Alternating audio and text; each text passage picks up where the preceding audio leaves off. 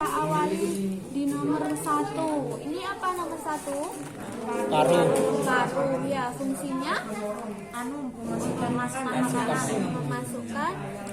makanan ya. Kira-kira di sini ada enzim nggak? Ada. Apa? Amilase. Makanya kenapa ketika makanan ini di sini mau masuk ke sini dia tidak ada enzimnya ya, karena dia ada enzim amilase. Fungsinya untuk apa enzim amilase? Dia mengubah dari coba nanti dilihat ya. Kemudian dari paruh menuju ke nomor 2. Apa nomor 2 ini? Esofagus ya. Mungkin nanti yang belum tahu bentuknya esofagus harus bisa dibedakan. Di sini ada 2. Esofagus itu yang halus ya. Dan tempatnya makanan itu yang halus. Ini kan ada 2. Jangan rame ya. Jadi di sini ada yang halus ya, yang esofagus itu yang halus. Ini tempatnya makanan. Kemudian dari esofagus itu menuju nomor 3. Apa nomor 3 kira-kira? Tembolok atau krop. Ya, fungsinya untuk menyimpan makanan sementara. Di sini ada enzim enggak? Enzim apa? Ya.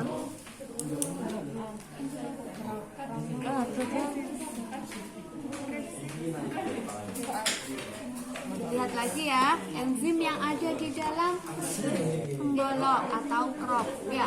Kemudian dari sini masuk ke nomor 4. 3. Ini set. Ini ada di nomor 4. Apa nomor 4 ini? Proventriculus ya. Kalau biasanya membantu ibunya, ini kalau dibuka biasanya teksturnya agak kasar ya, kasar dan berlendir. Kira-kira ada enzim apa di sini? Proventriculus. Hah? Ayo, lihat ya, dibahas nanti ya. Ada enzim apa di dalam proventriculus? Kemudian setelah ini baru ke nomor 5. Apa ini namanya? Ada yang menyebut empedal, gizzard, ampela, ya. Ada yang menyebut ventriculus. Kenapa disebut ventriculus? Karena ini ada pro sebelum ventriculus, berarti ini ventriculus. Di sini terjadi pencernaan secara mekanik dengan bantuan apa? Kerikil ya. Kenapa? Biasanya unggas kalau kita buka di dalam ini ada kerikilnya. Ya, dia membantu untuk mengecilkan atau mencerna makanan menjadi lebih halus. Kenapa ototnya ini sangat kenyal kalau kita goreng ya? Karena dia kerjanya berat ya, dia harus mengecilkan dengan bantuan kerikil, kadang sekam, ya kan? Tuh. Kemudian kalau sudah dicerna di sini, maka dimasukkan kemana? Ke usus halus. Nomor 6 ini adalah usus halus ya. Usus halus itu terdiri dari beberapa bagian. 3. Ada jejunum, ileum ya. Ada duodenum, jejunum dan ileum. Biasanya yang membedakan adalah ini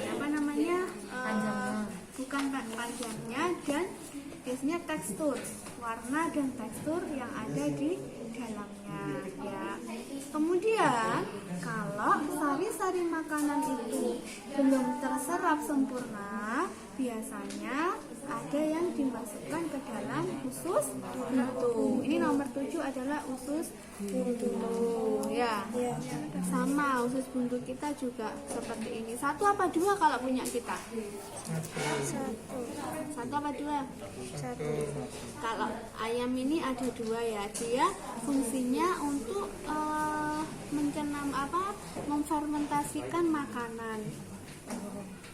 Yang tidak memfermentasikan makan biasanya rumput ya di sini. Kalian tahu kelinci? Kelinci itu kan makannya rumput ya, tapi lambungnya seperti ini.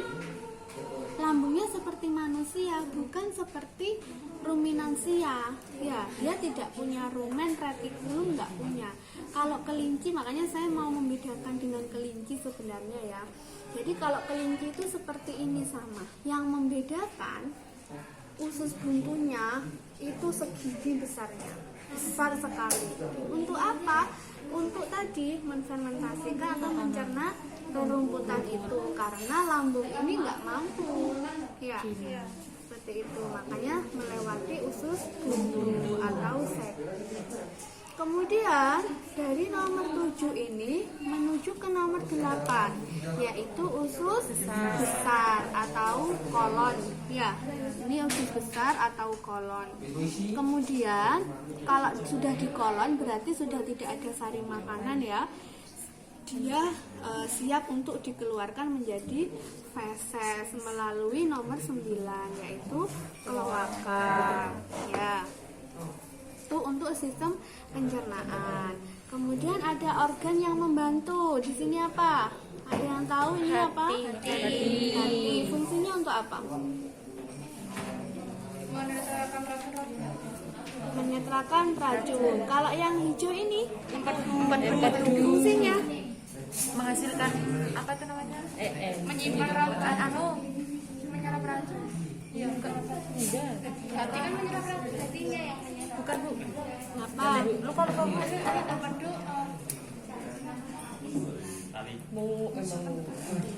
iya, pokoknya Jadi dijadi ya. Kemudian di sini ada yang menempel putih-putih. Ini apa kira-kira? Pankreas. Fungsinya apa pankreas? menghasilkan Getah. Getah apa? getah pankreas. Getah Itu bening. ada 3.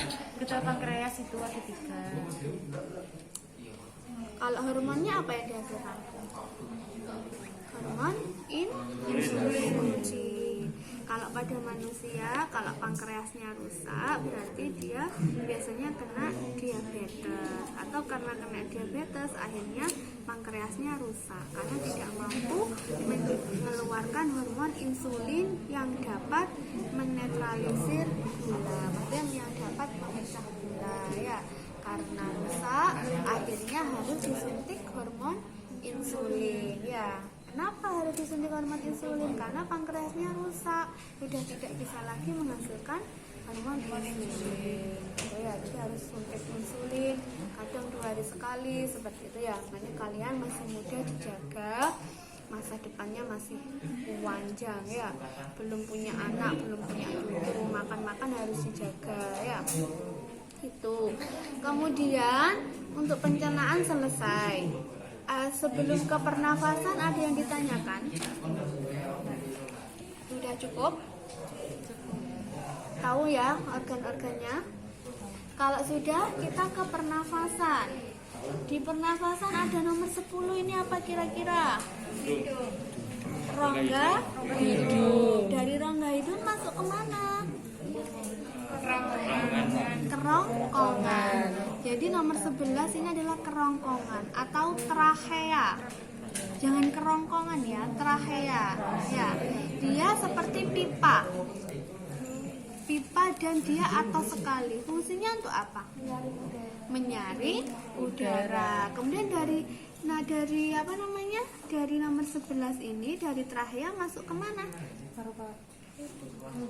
Mana? bronkus. Jadi masuk ke sini dulu ya. Ke sini ke bronkus. Bronkusnya ada percabangan ya. Bronkus kanan ke bronkus kiri. Kemudian dari bronkus baru masuk ke bronkeolus. Dari bronkeolus baru ke alveolus. Ya, alveolus itu sudah yang ada di dalam paru-paru. Kalian tahu di mana paru-parunya? Nomor berapa? 13 gak centang tuh. 13 Bu. 12 iya. 12. Berapa? Nomor berapa? 13 tapi 12 itu kayak ndek telur itu. Apa kira-kira yang mana? Jarumnya ndek mana? 13. Besok. Berarti kamu biasanya iki mbok bakar, mbok goreng ku paru-paru berarti. Jantung. Terus paru-parunya yang mana? Oh ini 12. Paru-parunya itu yang menempel di dada itu loh. Kalau digoreng biasanya dia warnanya hitam. Neng celekuan itu ya. Itu paru-parunya. Jadi ini Iya kan paru ya. ini itu Kalau digoreng.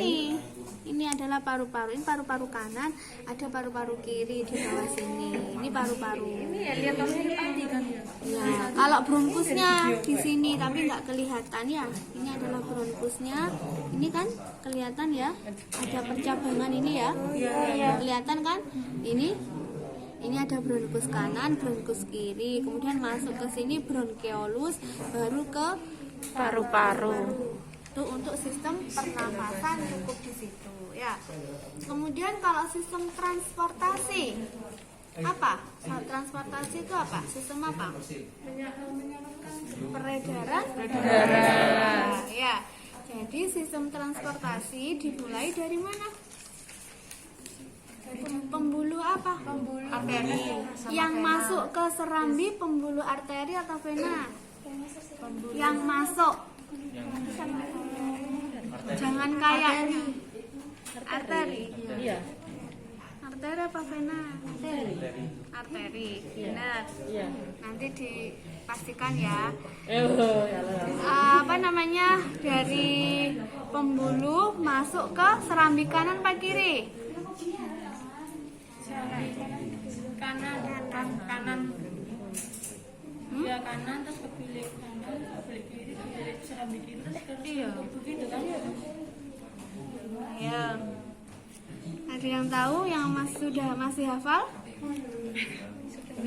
Sudah nggak hafal berarti nanti dimasukkan ya, dibahas ya, ditambah ya sistem transportasinya seperti apa. Karena kan hampir sama dengan manusia. Masuknya ke serambi kanan pas serambi kiri dulu? Ke kanan dulu Bu. Makanya nanti dipastikan ya. Itu untuk peredaran darah. Jadi nomor 13 ini adalah jantung. Dari sini serambi kanan, serambi kiri, baru bilik kanan, bilik kiri ya. Kemudian sistem apa lagi? Sistem apa yang belum? Reproduksi. Ya, sistem reproduksi. Di sini ada betina. Ya. Sistem reproduksi betina dimulai dari mana? Ovarium. Ovarium menghasilkan apa? Sel telur atau ovum. Ini adalah sel telurnya. Di sini ada ribuan sel telur ya. Ini yang besar, ini yang kecil-kecil, ini banyak sekali ya. Ini. Nah, ini adalah sel telur. Ya, yang merah juga kecil-kecil ini adalah sel telur buahnya ya. Tapi biasanya dia ada 3 besar. Ada folikel 1, 2, dan 3. 3 ini berarti yang siap dirilis, yang siap dikeluarkan, dimasukkan melalui oviduct ya. Jadi masuk ke leher oviduct, kemudian dari oviduct masuk ke infundibulum. Di situ di infundibulum ini nomor 15 ya. di infundibulum ini terjadi apa? Ada yang sudah belajar? Di infundibulum terjadi apa? Proses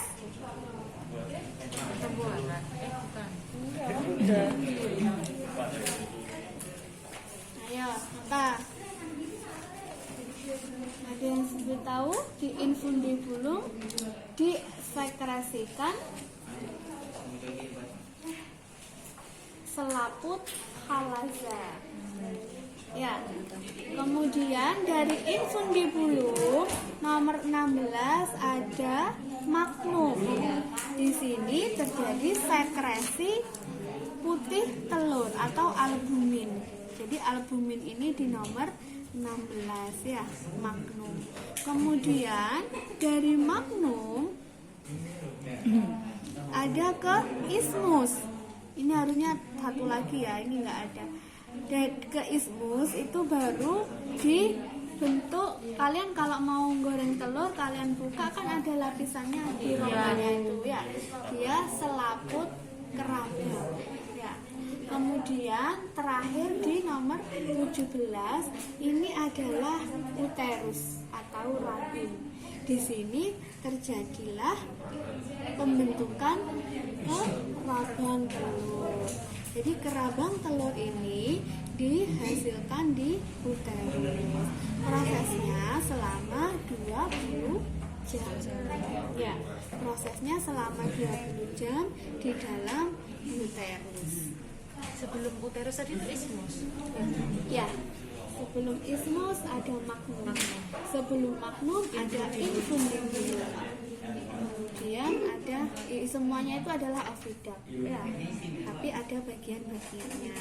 Kemudian kalau sudah di uterus baru masuk dikeluarkan lewat kloaka. Jadi kloaka ini terdiri dari 3 muara. Ada yang dari sistem pencernaan, ada yang dari sistem reproduksi, ada yang dari sistem ekskresi atau urin. Ini yang betina ya.